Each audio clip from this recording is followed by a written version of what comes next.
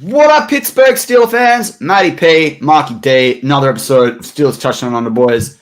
Mate, how you going? It's the off-season. How freaking weird is that to say? Yeah, it's pretty weird. It's all over. It's all over. It's all over. Fire, everyone! You know what, man? I was listening to your podcast with Shannon. I think it was this kind of theme came up, and I was like, I'm not that worried. Like, did we really expect us to win the Super Bowl last year? Yes, we want to. You know, in this season actually, right? Still going on, like you said. But I'm not.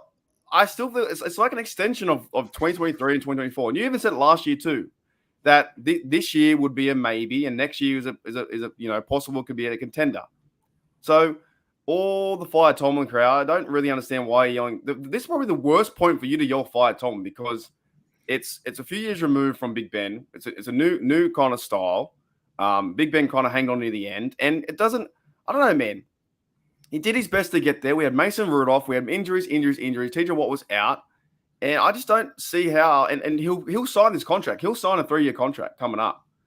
Jerry Dulac reported, did a video that's coming out shortly on my channel. Well, I said it yesterday. I said yesterday morning after his press conference, he'll sign a 3-year contract. That's exactly what I said. Yeah, and we should expect that. The rumors going around were just stupid, overall dumb about him walking away. Tomlin squashed that. And he'll sign the contract because they're going to get a new OC. And then you have like this third year to Kenny Pickett. And we will talk about who's going to be quarterback, that kind of stuff. But the loss to me isn't that bad. On the day, yes, it sucks. Your season ends, it's over. But thinking about it, it's like the season, this season, next season, and maybe even the year after, it does feel like one big movement or something new. Do you know what I mean? So I'm not too worried about the defense wasn't good putting the points up, but the Bills, they're a tough side. As much as I don't like Josh Allen, he didn't play the way he normally plays, which is fumbles and throwing interceptions to anyone. He actually played a good game, and they tore us apart like they normally do in the middle of the field, which is tight ends. And yeah, I don't think it's that big of a deal where the season's all over and it's not we're starting from scratch. Like, no, it's another year to get players and pieces and a new OC. That's it. That's it. What's up, Reginald? What's up, Daredevil? What's up, Brian? And what's up, Roberta? But yeah. It's that's it. Like, I don't understand. You know what is funny? And we got caught up in the narrative as well. They do so well in the preseason. They go like the 3-0. Yeah, it's great. And then we're all happy. Kenny Pickett hasn't played enough snaps. Ben, in fairness to Big Ben, he did call that out. He didn't play enough snaps. I remember saying a similar thing at the time. But what do we know about every team that doesn't lose in the preseason? They never win at all. So we all got into the hype train. We all got into the Daredevil is on the train, man. Daredevil in the last few weeks at least. Out as well. I think he's gone. He's got 1 year left. So I was saying yesterday that I feel like they'll let him ride it out. But what my thing is, I like Grady. It's Grady Brown, isn't it? I've been saying that too. I like him as well. If you're at risk of losing Grady Brown, then punt Terrell Austin. That's my view on it. I like the way he does his interviews. He had a good interview last year. Yes. I can't remember exactly what he had very good ones during like OTAs and senior, and everyone loves him at the Senior Bowl. He coached the defense for one of the teams. So I wouldn't even mind what Reg Rivers says. Aaron Curry had a good season too, and he said in one of his tweets the other day, he's very happy with his first season. Yada yada yada. This is funny. Let's talk about Aaron Curry for a second because everyone's like. I'm totally cool for it. Aloha, still go 808. No, I'm interested in Aaron Curry. I think I need to do a little bit of my own little study and research on this because Shannon yesterday said Aaron Curry. He was excited for Aaron Curry and thought he had a good year as well. But I'm like, we don't know if he can develop anyone because they don't have a young studded inside linebacker. But that's not his fault because the Steelers haven't drafted anyone, and Mark Robinson's Mark Robinson with really still learning the position. So I don't know. Like I'm not anti Aaron Curry. I'm struggling to judge the season that Aaron Curry had. But then again, they had a lot of people playing inside linebacker, and they've managed to do enough for guys that were either on the couch or from a practice squad. So yeah, he had definitely great first season. I'm not disputing that. I find it hard to judge how good he is or he isn't. I don't know. Well, he only had one season. So he tweeted that. He said year one only up from here. And maybe this is why I think the Fire Tomlin crowd is hanging on to, since 2016, all this kind of stuff. But it's like, it is getting new and better. Like I feel like the culture is changing. I think Minka and there was a bit of frustration in the locker room that kind of got settled near the end of the season. Pickens was buying into Rudolph, and if Rudolph comes back, I think it could be an idea. Sorry, I got my YouTube going off in the background. YouTubeception. That was a Ramon. It just turned on the Ramon Foster show. That was weird. Anyways, the Ramon Foster show turning on remotely. Maybe I said something. They should call. That's what they should have it. They should call it, remote working or something like that. That'd be good. I think I had it in the background, but maybe I said something to turn it on. I don't know how it works. Anyways, I forgot my point completely. Oh no, like what Jed Daredevil said, it's a process, right? So I feel like the Big Ben to Kenny Pickett, there was like, okay, what's going to happen next? Now we know Kenny Pickett's still in the building. I think if you go with a quarterback number one, I'm okay with that. But don't give up on Kenny Pickett. Go and get an OC. Go and figure out something on DC. Get some more draft picks and start to build this roster. And that's what you've been talking about too, right? You got to start to build the players for the draft and get things moving. And we found but people think it all is going to happen in one season. It's not Madden. You can't blow up the franchise. And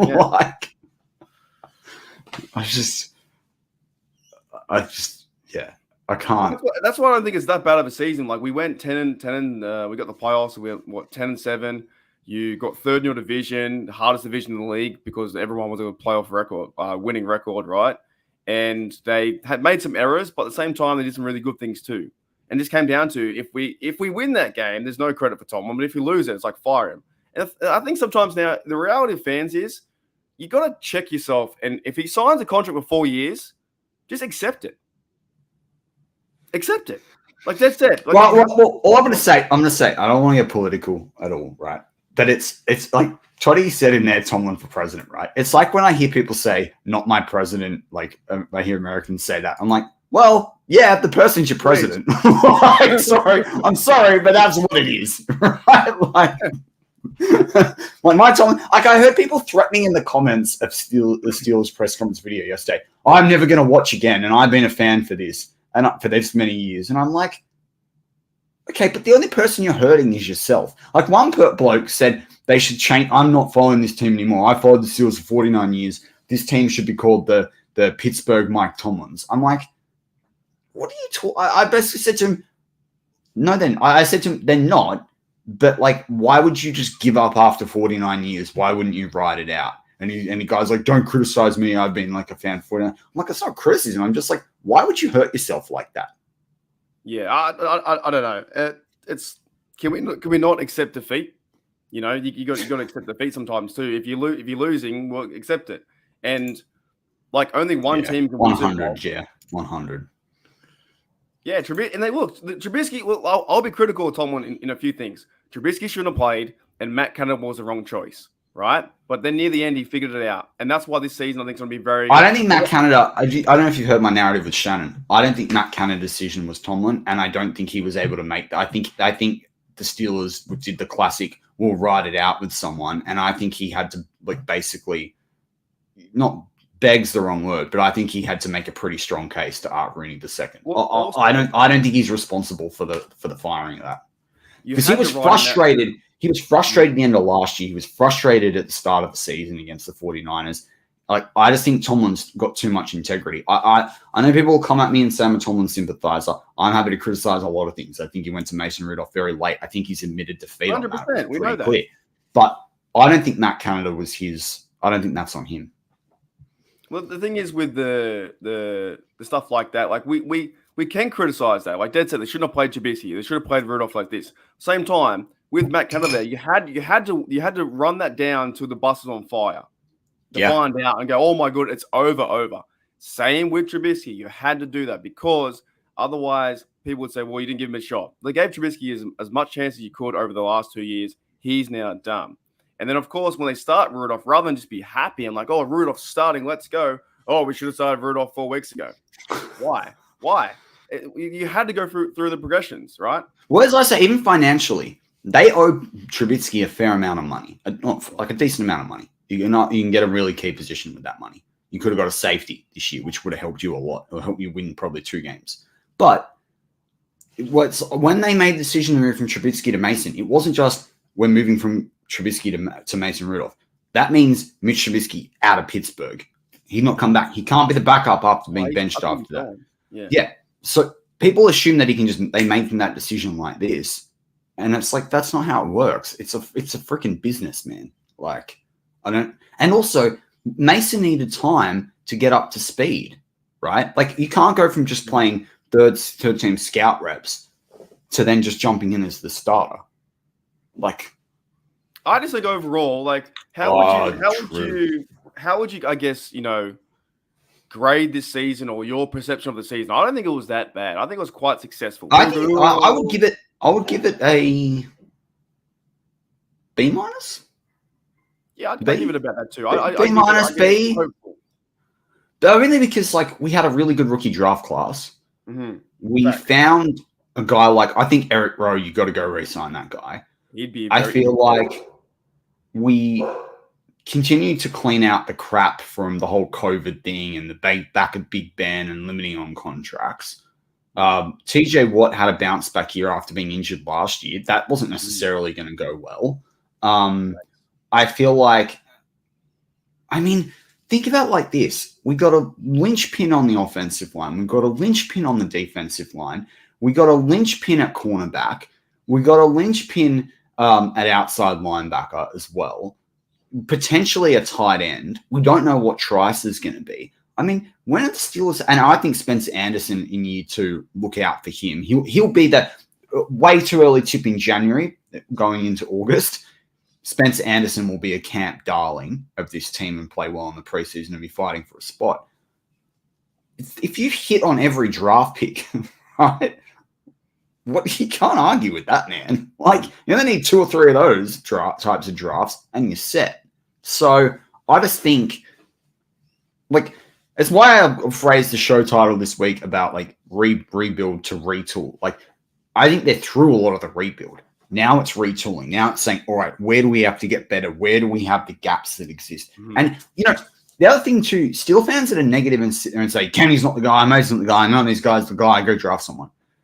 You have to appreciate that at least you're in a position with a winning record to say, that guy's okay, but we need better. Some franchises, what we did this year is a stellar season, right? But I go back to what I said at the end of the Bills game in the takeaway show. If people think drafting a quarterback this year in the first 2 rounds is going to result, only person I wanted, and it's not just because I'm a Longhorns fan, I thought he would drop into the second. If Quinn Ewers had declared for the draft and he would have been available in the second, I'd say go and do it. But otherwise, because I think he can get up to first-round talent, I think he's a steal in the second round. Instead, he's going back to Texas, so it's a moot point. But my bigger point is, why are you going to – we all criticize, people still criticize some of Mason's play, but people are criticizing Kenny and Trubisky. The number one thing you can do to make it easier on every single quarterback is fix the O-line. Mm-hmm. That's got to be the priority, because otherwise we can go draft another rookie quarterback. We can trade up in the draft. We can mortgage the future with this stuff. They're going to be in the exact same boat regardless of who the OC is. They have to get an offensive line that can pass block better than what we saw this year, or they will lose. But the thing is, we have our rookie quarterback. We got him 2 years ago. As much as you think about Kenny Pickett, I don't mind getting a quarterback like in the 5th or something like that, maybe 6th or later rounds. Yeah, so I think you need to anyway because it's cheaper backups. That's smart business. But you don't want to be like the teams that go after the first round all the time. You've got Kenny Pickett there. You now have Mike Tomlin going to sign a contract for 3 or 4 years, who is a very successful coach. I don't care what any fan says, positive or negative. He's a very successful coach, and the players love him. Like, we're still around the 10-win season and going to the playoffs. We just got to win that game, that one game, next game. So when you say retooling, I think they had a pretty successful year too, with all the injuries and the Holcomb things, and the middle linebackers, and Elan and Roberts stepped up. I like the way teams played all year. Besides punter was half, but the Gunners ran down there. Number 43, Gubernur Buka, he played well to kick off turn and get things moving. So, and teams I thought was good overall. Defense was scratchy on some rundowns and some Levi Wallace, he was out of here, but Peterson stepped up sometimes and played better at safety. Like, as a season, I thought it was pretty good. The thing was, I think the fan base who say fire Tomlin, they want a Super Bowl yesterday, today, and tomorrow, no matter who the team is. I remember when we did. And to back you on that, I can't remember what it was a year or two ago. We did it. We did that. I remember I went back and did the numbers on how many times the Steelers had been in the Super Bowl since the Super Bowl era. And like they were averaging like it was like something every 8 or 9 years that they were in a Super Bowl, and every 12 years or 11 years something that they'd won a Super Bowl, right? Which was ridiculous numbers. Now those numbers will have blown out a little bit because it's been 2 or 3 years on.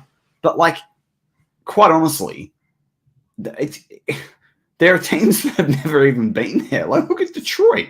What's up, Nate? Daniel J. Exactly. So I just sit there. I'm like, you got to have some. No, I keep saying it, and I'm going to say it till I'm blue in the face with people that are negative on it. But like, quite honestly, or till I'm like black in the face, even worse. But like, and in terms of like, like I'm just got all the oxygen's draining from my brain. But quite honestly, I've been out for a night out.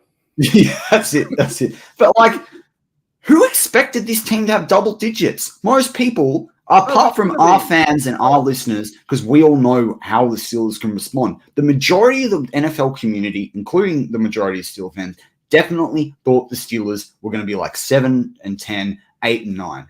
Everyone predicted the Mike Tomlin losing record. If I was Mike T right now, I'd be coming out going, he's too classy of a bloke to do it. But maybe if I was, I'd be sitting there going, here's the receipts. You said 8-9. You said 7-10. You said 4-13. This is what I freaking did. 10-7 in the playoffs. Eat your heart out, right? And we know they left 3 or 4 games on the table. Injuries will do that too, and so will poor play. I think this team knows what they had, knows the potential that it had. That's why it could come together down the stretch. People talk about the Bills game being a blowout. They had 2 defensive lapses, and Mason Rudolph threw an interception in the end zone. They were in that game, man. They were in that game.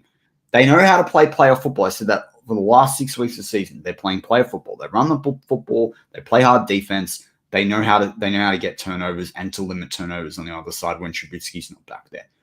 This team has got enough. It doesn't need to be blown up, and we should be positive about what it means. Yes, do they have to get the decisions right? 100%. But this idea that like the whole thing needs to implode and we need to get rid of everyone. Like people keep saying, oh, but with Tomlin, we finish middle of the pack, we don't get good draft picks. We should, I wish we just go, I saw someone say, I wish we go 0-16. I thought to myself, what, you've forgotten a 17 game. People don't understand. If you have a top 10 draft pick and you haven't traded up into that spot, you have issues across your franchise. It's not as simple as tanking a season, getting a high draft pick and fixing it the next year. You'll struggle to bring in free agents. Coaches will leave. There's monetary issues for the franchise, which affect future funding. Like, I don't understand this narrative of people like, you can just tank and everything will be okay the next year. It's also not the NBA. It's not 11 to 13 players you've got to think about. It's 53 plus 13 on the practice squad plus extra blokes that you've got within, that you might acquire if there's injuries. There's much bigger things to think about than just tanking and getting a high draft pick. And what if you miss on the draft pick? What if you end up with Ryan Leaf or Jamarcus Russell? The real issue to me is I think that the Steelers fans who say they fired Tomlin, they just stopped there. They acknowledge that the Steelers are a bad team, and yet they still expect the high results, right? Which doesn't make any sense to me. You say the Steelers are really bad. Yeah. They're going through a rebuild. They got Kenny Pickett who sucks. They don't like Trubisky being 3 and all this kind of stuff. The O-line sucks. They got all these people who suck, right? And then you go, okay, but I still want a Super Bowl. How does that make sense to anyone? And you're right. I think overall too, in a football perspective, in 32 teams and actually like competition, how it works out, it's just hard to win games, and it's hard to win Super Bowls. That's why 12 teams have never won. And 4 teams have never been, right? I saw a Jets fan wrote a post. I put it in one of my videos today after the show. I put it out there. And he talks about like one fan was complaining about 49 years. I'm done. I'm walking away. And he said, I'd love to be where the Steelers are at for the last 49 years. The Jets have only won 1 Super Bowl, and they've won, I think, 12 playoff games in their career. Last time the Jets went to the playoffs was 2010. Yeah.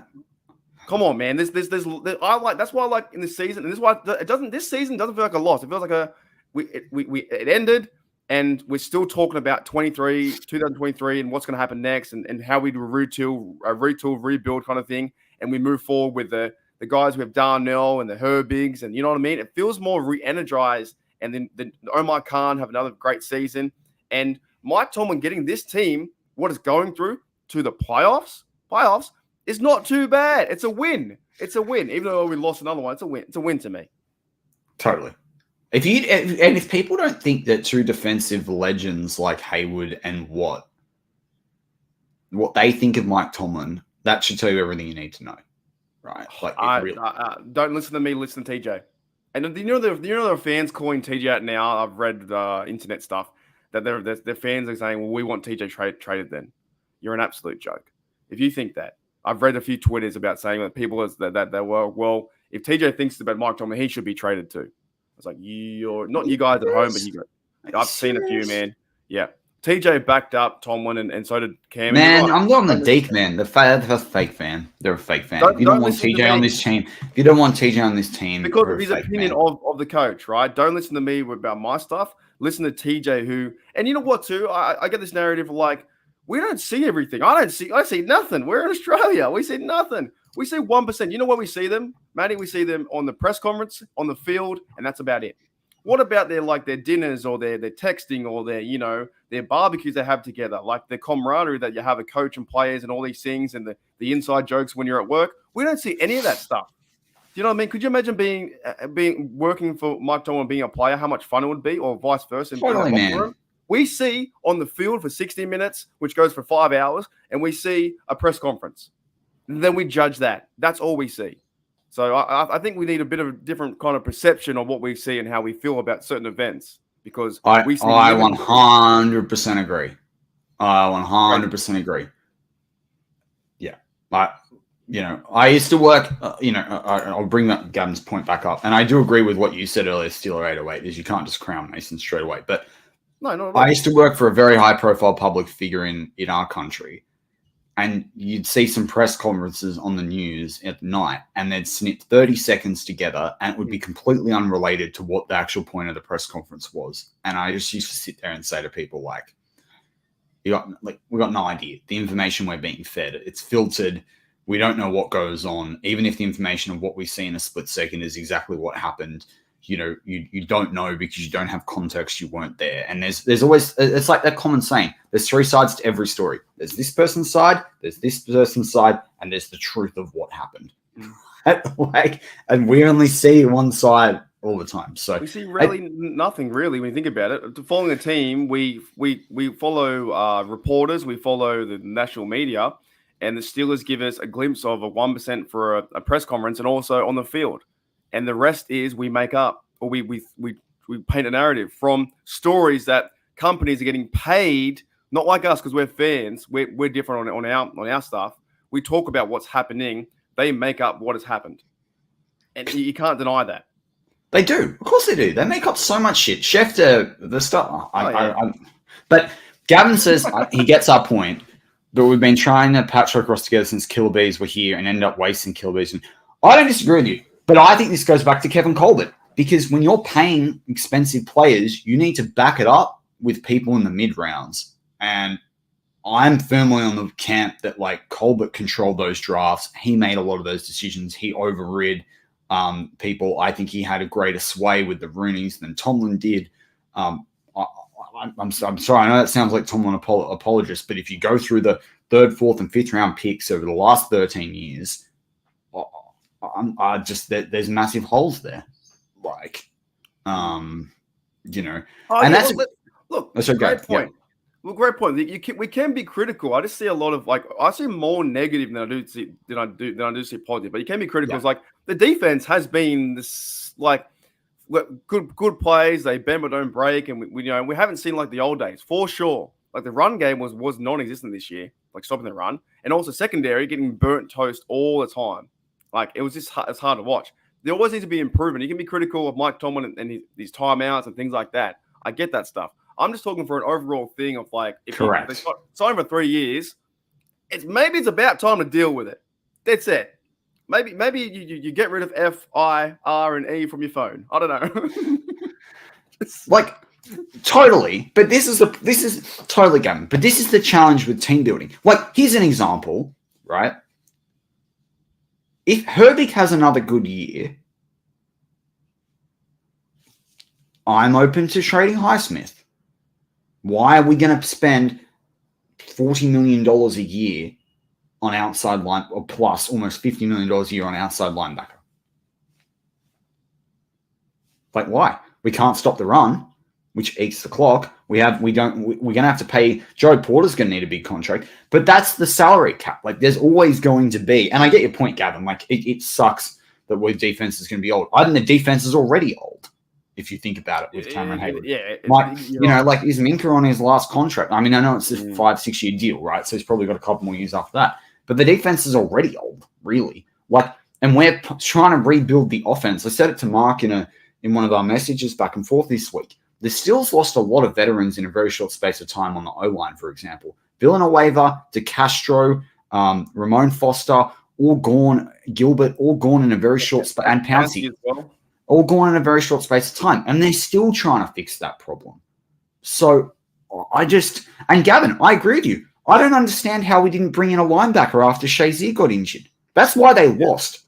And Rich Eisen brought up the score that they lost to with Bortles against the Jags. They lost because they ran rampant on them and they scored a heap of points. And Bortles, via like some short throws and yards after the catch, they didn't have the linebacker to do it. I don't know why they didn't sell the farm to get a linebacker. They would have won in 2017 the title if they'd brought in a linebacker. They didn't do it. They had weeks to do that. Like, yeah. I don't understand. And yeah, Pittsburgh, Toddy, you actually said it there. Sorry, I missed your comment. But 100%. But there are heaps of teams. You can argue that with heaps of teams how close people get with titles. That's what makes the Nick Foles thing so crazy, that Wentz went down in an MVP year and then Foles managed to get it done, right? Of Foles and not Wentz, right? Outside his stadium. And then the Wentz had to play at his stadium with a walk passing his statue. So yeah. I know, I agree with you. But this is why on this channel we'll focus on it a lot in the offseason with Mark and with Shannon, and I'll do a lot on it.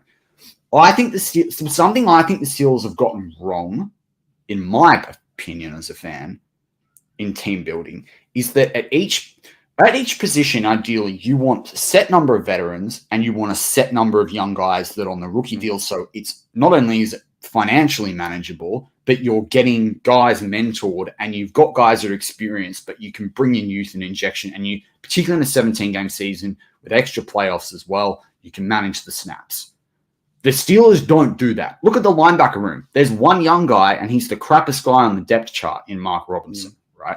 Look at cornerback room. Yeah, we got Joey Porter, but up until now, it's been veterans. Look at safety. It's Minka and a bunch of old guys. We need a young 6'2" to 6'4", 215-pound to 220-pound absolute bruiser that runs 4.5 at strong safety. Look at the wide receiver room. It's Allen Robinson, who can barely run, and a bunch of guys on their rookie deals. Like, we need the O-line and maybe the D-line with Ogunjobi and Hayward are the only two position groups on this team.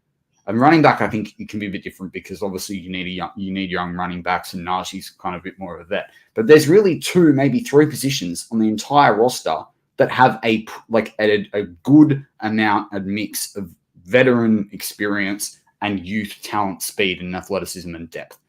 And that is a big problem in this roster. So for me, one of the things that will be a part of this retool is how do you get a better balance between experience and youth? Because not only will that be better financially and it will help the team regenerate, because as you guys say, bring in free agents like that.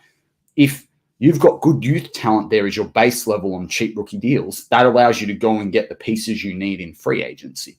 And it also allows you to build over consecutive drafts. And that's kind of what I was starting to try to say to Shannon in the show I did with Shannon yesterday on the Global Perspective is the Steelers, and I did say it in my Mike Tomlin press conference video that's on the channel from yesterday as well. The Steelers, and this is why it's retool and not rebuild, and it's not all over. It takes you 3 or 4 drafts to build a championship team. We've only had one draft of Omar Khan, and we've got double-digit win seasons. And that's also why I think Tomlin will sign a 3-year deal. Plus, because I think they're looking at how do we build consecutively through the draft to get to that championship team, because they're still refreshing the roster after years of having champion teams.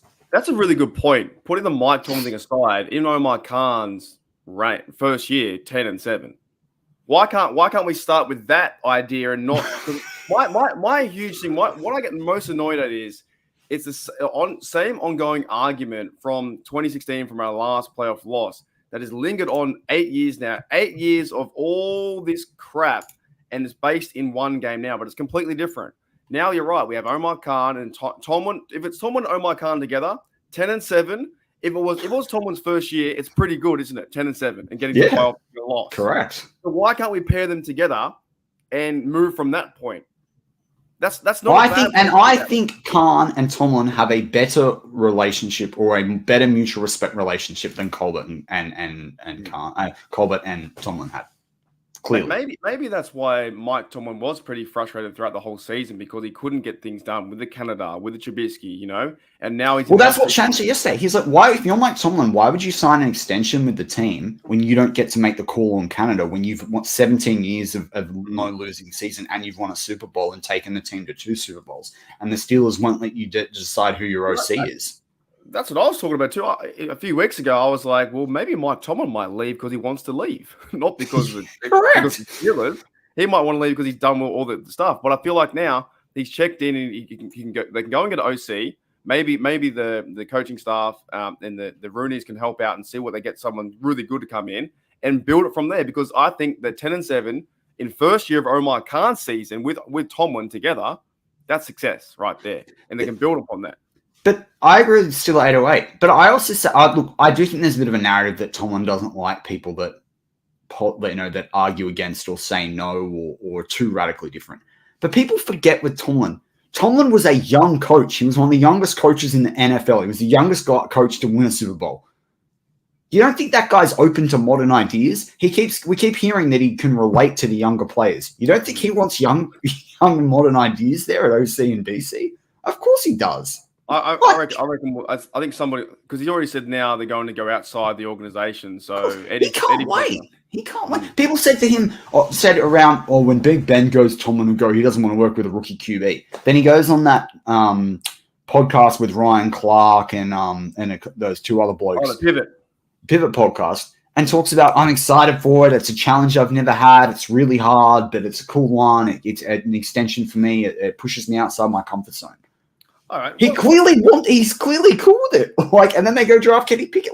I don't understand. It's what Brian said. It's all BS made up by talking heads. Exactly. 100%. What about this? You've had Bill Belichick that he's leaving the Patriots now, and they've parted ways, right? And some fans want us to part ways with Tomlin, but like you said, it's different now because he's won games without Big Ben. And that's the other thing too. The hardest part is winning games without TJ. That's what he's won double digits without Big Ben. It's like I always say to you, he's never come fourth in the division, and he's come first almost half the seasons he's coached the Steelers. That's Cowher didn't do that. Look, Tomlin won with Cowher's players. I hate the narrative. I can't say that narrative. Cowher, you can argue this. Cowher, yes, he took some teams to championship games and he had good defense and good run game. But one would argue Cowher didn't win until he had Big Ben. Didn't win a Super Bowl until he had Big Ben. Chuck Noll didn't win until he had Terry Bradshaw. I'm just waiting. I'm waiting till the day until that Tomlin walks away. And the next year, I've said it a million times, that I can say the new coach won with Tomlin's players. I can't wait. Oh yeah, I'll be doing a video every day saying that.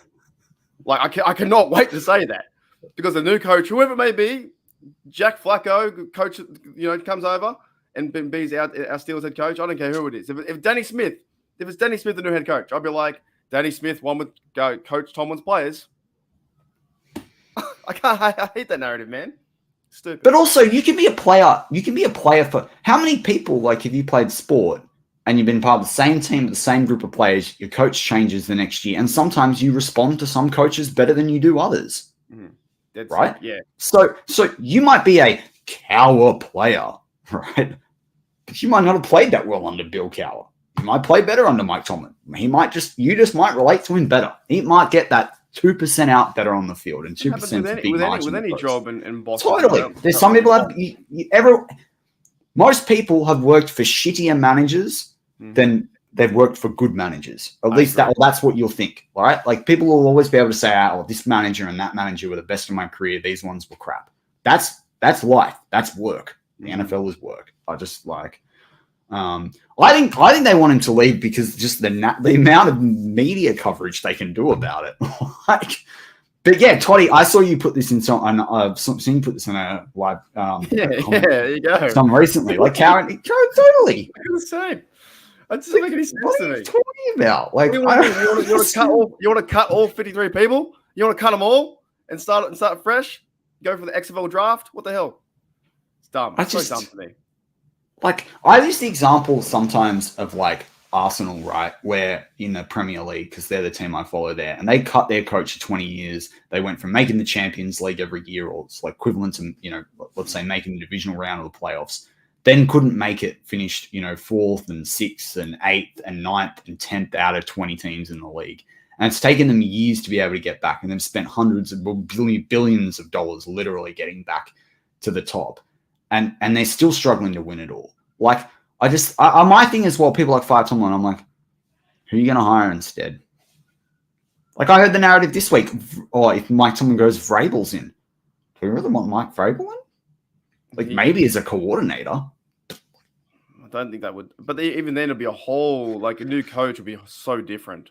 Correct. Like, but in terms of this, I want to ask you one question. I know we're stuck for time, but I asked Shannon this yesterday, and we'll get into all heaps of draft content as the offseason rolls through and stuff like that. But if the draft started in 10 minutes' time, what are the 3 positions that you think are most important? And you don't have to say them necessarily in order that you draft them, but just do them in order of importance. Like, for instance, a lot of people say center. Center's probably not a first-round draft pick, right? That's a second round. So I'm gonna say I think center. That was my first answer, and I'm gonna say probably D line because Cameron Hayward. I think he's getting up there, and I feel like maybe middle linebacker. I feel like, yeah. You see that? Well, I agree with you on that. I said yesterday, I said center, inside linebacker, and I think I might have said, I ended up saying tackle over DL. But yeah, I think wide receiver, J-Devil brought up in the chat yesterday and said go out and draft Marvin Harrison Jr. If there's a wide receiver that falls, don't be shocked to see them draft that, because if you get a top wide receiver on a 5-year deal, like you've got the 5-year option, wide receivers are very expensive. They need to pair someone with Pickens. It allows them to move Deontay, or Deontay's going in his last year. Don't be shocked to not see that, right? Like, people have got to, I know I said it till I was blue in the face last year, but like, people got to remember that the first round, you get the 5th-year option. That's a big deal. But I do agree, like, cornerback's got to be up there as well. They've got to get younger there. But I think if this team's going to go anywhere, they've got to bring in an inside linebacker, and they've got to bring in a strong safety in the first 4 rounds, even if they trade back in. They need a decent, strong safety, and they have to get an inside linebacker. You know what, though? I think with Omar Khan's draft last year, I think we're in good nick, really. I do. You know? Because I think with the new OC, they're going to use Darnold and Washington better this year. Herbig's going to be a guy. Broderick Jones probably got a left tackle. Looks like it's going to happen. He's a guy that's going to have a better second year and get, Now here's a guy. Here's a guy. Now he's going to get better. Joe Porter Jr. is going to get better as well, right? There's some key guys in this draft that I'm happy with anyone, because they won't go quarterback with the first pick. BPA. Yeah, that's what it feels like, right? And we got the playoffs this year, and the one thing is, I think it would have helped Tomlin's cause if they would have got that win. That would have been a bit more, okay, we got one step. But it didn't happen because we're versing the damn Bills. I think Kenny Pickett not turning out, like not having a defining season was always going to make Mike Tomlin look shit. Yes, because people talk about being a wasted season, but there's still some other highlights you can talk about. But I just mean, like, I think a lot of people, it's easier to criticize Tomlin. It's easier to go, Kenny Pickett's not the guy, it's Tomlin's fault. And I know that people don't usually map them that closely together, but if you listen to some of the negative fans out there, that's their argument, that, like, Kenny Pickett's bad. I know we are pressed for time. Yeah. I want to ask you one more question too. What is the first thing, like the next step of something happening, big news wise, of like, is it OC? So Tomlin has to sign the extension for them to be able to do an OC move. Okay. Yeah.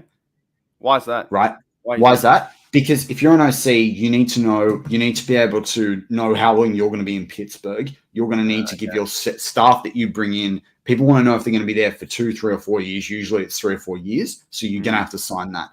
Then we could see a decision on Terrell Austin, but I think the dominoes to fall are Tomlin, OC, then they'll start playing out. Because they also need to get the OC on board so they can work out which players they're keeping as they go into free agency, which is 4 or 5 weeks away, which ones they're not, what the draft strategy is, what it's not. Like, that stuff's going to kick off now. Like, Senior Bowl's happening pretty soon, right? So, and we'll have some content coming out on that in the next few weeks. So I think it goes Mike Tomlin, OC.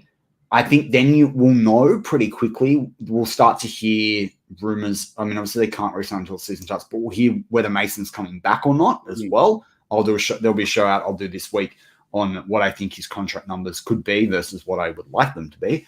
But I think that's kind of the dominoes to fall. And then I also think you'll see one thing that people should look out for. Tomlin, when he talked about changes on coaches, didn't just say offense. He said changes in coaching. I think on defensive line, you're going to see, or not defensive line, I think on the defensive side, you're going to see changes. I mean, maybe they look at Kyle Dunbar, but I think there is going to be changes on the defensive side too. You think Danny Smith, he had a pretty good season, I reckon. I reckon teams play well. Mate, Danny Smith's set for life, man. He's going to be... He's like Tomlin. He won't get fired. Mate, he'll be racing down the sideline with a cane and a wheelchair. Like, he'll be doing the walk-up. Like, but he did part of special teams will be Danny Smith at 90, and 2 players have to carry them on his shoulders and like walk him down to make the calls. They'll be chewing everywhere, and there'll be spit running down their face. It'll be... I look at the numbers, and the punt returns on defense for them allowing yards are really low. It was like 5.6 or 6. He had a sneaky good year. We might have to do a bit of a Danny Smith special. There was no kickoff return touchdowns. There was no punt return touchdowns. No really big plays. And I've been critical of him the last few years. I've been saying like, you had Cameron Hayward, Mark Robinson, guys on the teams like that. I think even other blokes, maybe Eric Rowe played in there a little bit. Those kind of dudes were the Boykin gets to the ball as soon as it lands. Yeah, Boykin's like a magnet. The ball goes this way, and he's like, I watched him all year, man, closely. Like he was the gunner beating everyone out on the outside. The reverse gunner, whoever the reverse gunner was, who was guarding the gunner, and he was down there straight away, and he was pinpointing them. Now the punting was a bit whatever, but the guys on team. But that's more player. Like Danny Smith can't punt the ball. No. The person responsible for shanking the ball is Presley Harvin. Even like the onside returns or hands in the Toddy comment of the day. Like, did one of the Donkey Kong characters do that to float? Yeah, I think so. I think so. Yeah, I think so. I think is that in Donkey Kong 64. I think something like that. You blow a bubble and you go from one side to the other. Yeah. You know and then the orangutan one, he used to have the balloons. Yeah. But honest to goodness, I think it was a pretty good year for teams. I thought a lot of guys stepped up and played, and Killebrew played good. Would you say it was a special year? I think it was a killer year. It was a killer. No, but also like the block punt, right? Mate, I got him in Madden. He's in my Madden team. Cheap free agent on Madden. The NFL is like he should be able to play, but the NFL won't allow him to. No. It's just too much. It wouldn't be helpful. Yeah, we're not going to go. We're out of time for that. But always good to chat with Mike D on all things Steelers. Guys, thanks for joining the guys and gals. Thanks for joining the live chat. More content to come. If you missed Global Perspective with Channel White SA, please catch that. That was good. Broke down the Mike Tomlin press conference in 15 minutes. Things you probably have heard already. A couple of things you definitely wouldn't have. But yeah, just excited. Be positive about the Steelers. I mean, as Gavin says, Matt Canada set us back. I agree. Sure. Yeah, I agree. But, also at the same time, there are a lot of injuries elsewhere that aren't Matt Canada related. And this team has something to strive for. I think this team has got a lot it wants to prove. It's going to be a massive offseason. So it's going to be a good good offseason with Omar Khan and drafting too. It does. We weren't going to win Super Bowl last year. Especially when we went 3-0 this year we might, though. This year we might. This year, Yeah, my goal for Maybe- this year is to win maybe 2 a run. playoff games and be in the AFC Championship game. Have a Because if run. you can get to AFC Championship game, you only need a little bit of luck to make the Super Bowl. 100%. That's it. Thanks, Jer. So, Marky D, as always, mate. Go Steelers. Here we go.